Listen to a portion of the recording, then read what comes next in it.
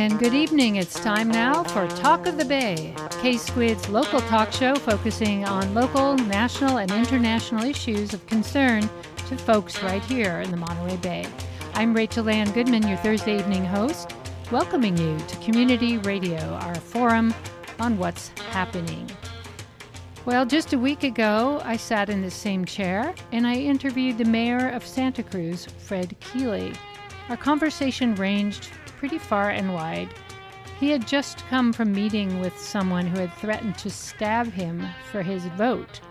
And that person did later apologize and issue an apology letter, as did his father. He was a minor.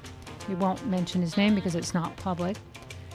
But it caused a reflection conversation about the tenor of our times.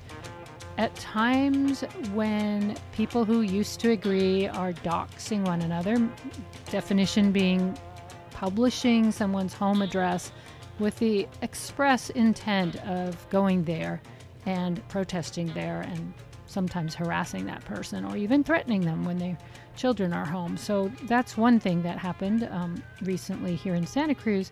But it's not the only and it's not the first. And as we read the headlines, we see more and more situations where people who are trying to express their political points of view are doing so in a way that is either violent or expressing the intent for violence. And that's why I wanted to invite Silvia Morales. She is the executive director of the Resource Center for Nonviolence, a longstanding institution in our community that's always stood for peace and nonviolent interaction, both in politics and social dynamics and interpersonal as well. She has a law degree, and I'm going to ask you first, Silvia, to give us a little background on how your law degree might have translated for you in running an organization that's main impulse is to try to teach us how to be less violent in our society and our politics. So welcome to Talk of the Bay. Thank you for braving what is a construction zone after our flood. We appreciate you coming through the plastic zippers to be here tonight. Thank you for having me here today. I want to go back. I definitely want to talk about my journey from my law training to running the Resource Center, but I really would like to address the first question, which was more your inquiry around a resurgence of violent acts against public officials and against people in general. I've been at the Resource Center for the past 3 years and have really been sitting in the middle of watching lots of things go by. The first thing that we experienced was the Trump election, which really left a lot of people lost and seeking guidance around understanding what it was that we were living. And shortly after that, we experienced a shutdown, which left us navigating COVID, mostly in isolation. And so as a resource center, we were left trying to figure out how can we continue to serve the community locally and also nationally. And people were seeking for not only guidance around how to make sense of what we were living, but they were seeking community. So we transitioned to doing the majority of our work online. And one of the things that I discovered was that, Americans were reaching out to us from all over the nation. They were reaching out to us from, across the United States and abroad, and they were really looking for pathways to continue to do their advocacy work, and they were looking for ways to continue to do their own personal growth. So we went ahead and produced the majority of our programming online. And what that looked like was really taking an exploration around the issue of anti-racism.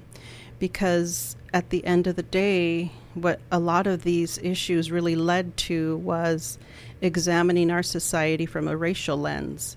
And what was really obvious to us was that a lot of people had a difficult time understanding how we were racialized as a nation, but also how that racialization impacts us at every level, including our institutions. So equipping people with information and a lens to be able to understand what they were living was critical. We are headed for the Martin Luther King Convocation on the 31st that the UCSC sponsors at the Civic Auditorium. And there's a guest speaker. How much of what you teach about racism and nonviolence is coming from the ideas of Martin Luther King? Actually, the majority. So what we really try to cling to is the concept of beloved community. And for me personally, I really use it. I really use it as a sort of endpoint. So what I mean by that is sometimes I feel like it's only, so in doing community work, it's really difficult sometimes to feel like you can step out of your square. And the thing that I use as a guiding point is the end point for all of my work and my advocacy and the leadership that I try to provide to everybody that comes through the center is to use the concept of beloved community to guide the work, which means that regardless of where we are in our thinking, regardless of where we are in our understanding, that the ultimate goal for us needs to be to remain connected and to remain in community. Nothing else suffices. So I distilled his teachings, Martin Luther King's teachings, to really come down to that one point, that if the work that I'm doing is divisive and if the work that I'm doing is harmful, that means I'm not doing it right. We have watched locally and nationally people shouting. President Biden was just giving a speech and was stormed by Gaza protesters and shouted down. And, one person on the radio analyzing that said they have a right to their freedom of speech. He's always felt like we were a big tent. They're part of this too, which I thought was an interesting response rather than we have to go arrest those people. It was they obviously feeling very strongly. How do you parse nonviolence with people shouting others down in public meetings? This is one of the behaviors that we're seeing a lot, whether it's Moms for Liberty or progressives in Santa Cruz at the city council meeting. Well, I was in the city council meeting for the first hour, and I just want to speak from my personal experience of what it meant for me to be in that room. I don't know what it looked like from the outside, from people watching it, but from inside the building, having to sit through testimony and, discussion points just responses from both sides, it was extremely traumatizing for me. And what I mean is that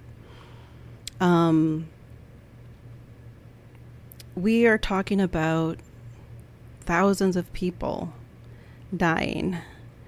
We are talking about incredibly violent acts taken upon other human beings, and to sit in a room where we were trying to deliberate or to convince a governing body in a way that felt completely detached from emotion was really difficult for me to do. It was really difficult for me to not be completely emotional when I got up to speak, given what everybody up until that point had already shared. So what I want to say is that was my feeling at hour one, and I had to exit right away. And I'll just be honest, I had, I sobbed afterwards and really couldn't be in that space any longer. I'm not Palestinian and I'm not Jewish. I don't have any family that is. I am not personally connected to the tragedy, but I am impacted as a human being. So what I want to say is that the shouting and the reaction, I can only imagine, was coming from a place of trauma and having been triggered. We have been watching and witnessing this play out for over a month. And if you have feelings at all, if you're a sentient person at all, it's incredibly difficult. So I guess what I want to say is that it doesn't surprise me that there was violence at the end of the 9th hour, because for me, it took everything I had to not have an emotional reaction in the moment. So I just wanted to share that as another way of looking at perhaps maybe having that many people testify the same thing over and over and over again might not have been the best use of time. Now, I also participated in the city council meeting in Watsonville, and that was an incredibly different experience, incredibly positive in the sense that everybody that shared was respectful, they were articulate, they were emotional at times, but nobody was ever disrespectful. And I think that had a lot to do with the way that that particular mayor handled that meeting. So I just wanted to share that I don't know that putting blame on the individuals that lashed out is the complete way of looking at it. It's definitely complicated and lots of high emotion. And, part of me is like, it's Jimmy Panetta who's our representative in Congress, but they don't have a public comment period in his office. So people turn to bodies, that can make a symbolic gesture, but not do anything about it, really. So we had people aiming their feelings at a group of people that were, at best, could have signed a symbolic statement. And I think the emotion watching what's happening is bound to get people upset. So I want to broaden the conversation, because the Resource Center has done draft counseling, trying to get people to be conscientious, help them if they want to become conscientious objectors. There's a long history of being anti-war and not picking a side in any conflict, just against the war, stop killing each other, right? And during the Iraq War, lead up to that, there was a real involvement. Do you feel pressure from board members to take a side in a war rather than just say, stop it all, everybody stop, stop killing?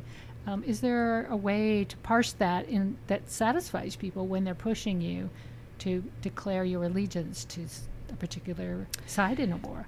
Yeah, I don't know that I've ever been pressured to pick a side. That has never come up. And I don't feel that we are picking a side. The thing that we are continuing to do is to advocate for Palestinian justice, which is something that we've done since Scott Kennedy.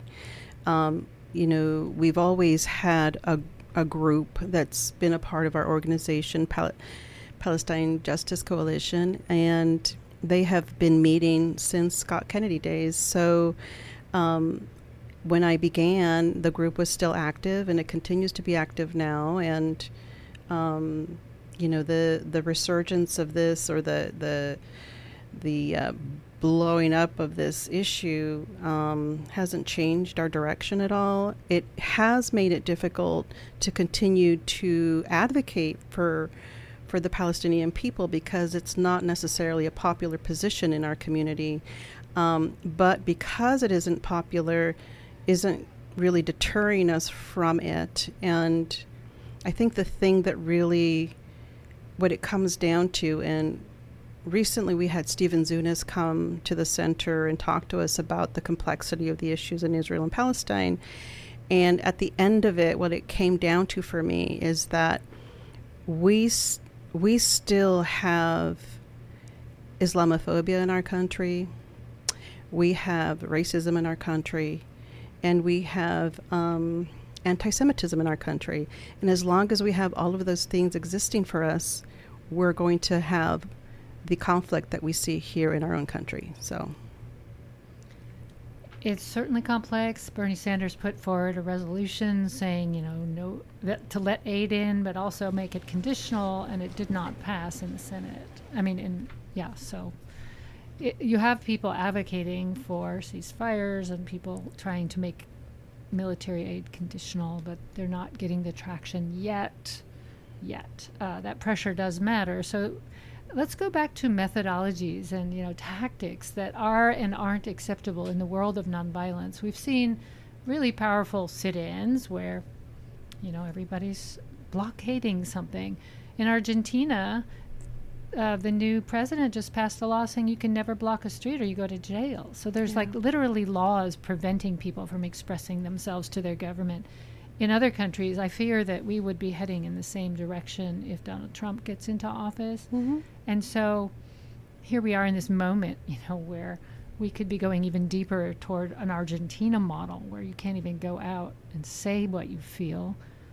Or we could have the freedom of speech, but people are interrupting. So, where do the principles of Kingian nonviolence come into this moment? If he were here, would he have any different feeling about what's happening, or would he have something to say about misinformation and social media stirring people into dividing into further small fractions of a group that used to be very unified? The progressive left used to have very strong presence in this country, but it seems to be fracturing along lots of identity lines and other different avenues than it was. Well, we have to take into consideration that we have a lot more of information that we can access, a lot of false information that comes our way. So really finding truth in even just in news is becoming more and more difficult.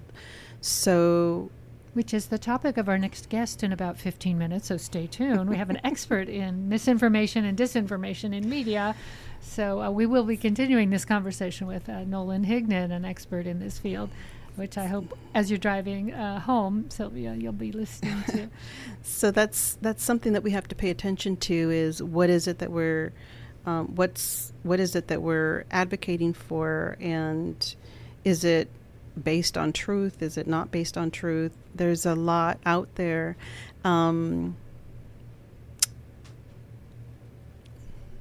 Yeah, there is. And people, I think it's asking a lot of people to be able to discern what is and isn't, and that's why we're trying to do some more programming around this, because a lot of it is meant to fracture us by outside actors. We've seen this. There was a phone call made by someone faking Joe Biden's voice, telling people not to vote. Yeah. Well, I guess when you were asking, or you were mentioning this earlier, the thing that came to mind is the tendency to want to silence conversation. And it's really clear to me that not having conversations and dialogue is not the answer. And it's also difficult to discern what is the truth. So we're sort of stuck in the middle where it's not good to say nothing, and it's also not good to shout people down. So it sounds like, well, actually the whole thing to me comes back to our lack of learning about and understanding the plight of people in general in our country. I mean, you mean building empathy, understanding what they're going through, and trying to walk in their shoes. Yes, and we have so few opportunities to do that in our educational system. We just don't have those opportunities to build those skills that are required to really live in community. And one of the ways that I try to talk to people about being in community and being in community with individuals that feel equitable is that as we shoot for being in beloved community, one of the measures in knowing whether we are in good standing with one another is to check whether we are willing to be held accountable by those people, and whether those people are willing to hold you accountable for your actions as well. So it's reciprocal. What does holding accountable really look like, though? It's not calling people out for using the wrong word or shaming them. That seems No. to be what happens in the social media sphere, is a lot of shaming. And even in public institutions and colleges, there's almost this policing of every little statement someone's ever made in public, and then, you know, if they didn't say the right thing, they're out. So it happens on both extremes of our culture right now, where there's a lot of shutting down of Well, people. the accountability piece only makes sense if you are shooting for or striving for being in relationship. So so the accountability that I'm talking about is the accountability that happens when you have relationships based on trust. So you have to build that from somewhere. Yeah. It's always easier to build than it is to regain. Mm-hmm. And that's exactly what it seems like the tenor of our times, especially politically, are going against. So how do you build that when you're watching other people model kind of the worst of that in public? We're talking about congressional leaders. We're talking about public figures, even Supreme Court justices saying it doesn't matter, you know, if I'm taking extravagant trips, you know, with people who could influence my decision. It just doesn't matter. You know, the moral fiber of public figures is in question. So I'm wondering, how do you counter that? The level of kind of moral turpitude happening in public, which are the models, you know, or in the media where people are modeling really negative, violent behavior. That whole stew, it sort of impacts what people think about the appropriate way to talk to one another, don't you? Do you agree or not? I agree, but it's completely up to us to either find that acceptable or not acceptable. I mean, we can certainly make choices about who we listen to and who we vote for. And what kind of movies we watch, if we Yeah. want to see gore and violence against women or whatever. So the accountability piece doesn't always flow from you to another or from another to you. It also flows towards yourself. So the most important piece is having the capacity for you to hold yourself accountable so that nobody has to ever hold you accountable. So if you know how to behave, if you know how to teach people as humans, as people that you respect, and respecting everyone is always a good policy, then you don't ever have to get into a back and forth.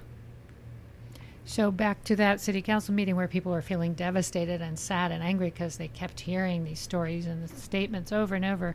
Would there be anything that could have been done differently if they had talked to themselves about how they were feeling and maybe thought about what they wanted to say and how they wanted to come across? Well, I think the responsibility really falls on our city council, and we can't continue to ignore that the population, not only in this city but across the nation, is having a reaction, is being impacted by what we are witnessing. We cannot continue to ignore that. We have to actually take into account that trauma is real, that we don't have to be in the city of Gaza to be impacted, that we can be watching on our televisions or computers or whatever you watch your social media on, and have a visceral impact that maybe you're not feeling in the moment but can get triggered at any moment. So we have to be watchful and responsible and responsive to that reality. If you just joined me here on Talk of the Bay, my name is Rachel Ann Goodman. I'm speaking with Silvia Morales. She is Executive Director of the Resource Center for Nonviolence. How long has the Resource Center been in business? 1974. Long-time organization here in town, but with a national impact. In the little bit of time we have left, I did want to just sort of talk about some of the programming that you're offering in this time that might help with some of the things we've been struggling to talk about. It's really not easy to even frame any of this, I'm finding, because there's the reality and there's the emotion around the reality, and then there's the people who could do something about the reality who are, you know, far away from us, who don't seem to be very accessible. So what kind of events and workshops and trainings do you offer that people are availing themselves of, both locally and also if they're listening online, maybe they could join? So in the past several years, we've really embarked on focusing in on issues of anti-racism. We've provided book circles, trainings, lectures. We've also continued to provide training around nonviolence activism. We're currently really interested in the Israel-Palestine conflict and bringing in experts to teach us about the conflict so that we're informed. We're supporting all kinds of different events. We just had the film screening of Oyote, which is, it took place at UCSC, and really looking at indigenous issues in the United States. That was a very powerful film, by the way. I hope people can see it. Oyate. It was about the DAPL pipeline protests, among other things. Yes. Really great film, if you ever get to catch it. I don't know when it's going to be shown again, but thank you for sponsoring it. I learned a lot. Yeah. Were you there? Mm-hmm. Oh, great. Yeah, it was a wonderful event. And the Romero Institute is a wonderful organization that we're hoping to partner with even more. We do have also the Ethnic Studies Department, CRES, Critical Race and Ethnic Studies Department at UCSC, holding their trainings at our center currently. And what they are doing is training for free teachers that are interested in currently teaching ethnic studies in our community. So those happen. We have another couple of trainings coming up. You can see, you can check out the website rcnb.org to look for dates and times, and it includes dinner, and they're free and they're wonderful. Well, thank you for making all this available. I know a lot of them are free, some are sliding scale. Some have a fee, but they're all really accessible to the public. Even if you only have one evening every once in a while to go to a workshop or go to a talk, they're always thought-provoking. And at a time when words like critical race theory are weaponized against the people trying to work against racism, it's great to see an organization unapologetically tackling these issues that in many spheres in the public sphere have been shut down. So kudos to you for carrying on here in Santa Cruz, and it's great to finally get to talk to you in person. Thank you for coming in again to our construction destruction zone after the flood. We are surrounded by plastic zippers and fans, and I really appreciate you braving all that to talk to our listeners. Thank you for having me. Thanks for being here. That was Silvia Morales, Executive Director of the Resource Center for Nonviolence right here in Santa Cruz. After these short announcements, we'll be speaking with Professor Nolan Higdon about fake news and mis and disinformation and how it is affecting already this election. Stay tuned. This is Talk of the Bay on K-Squid.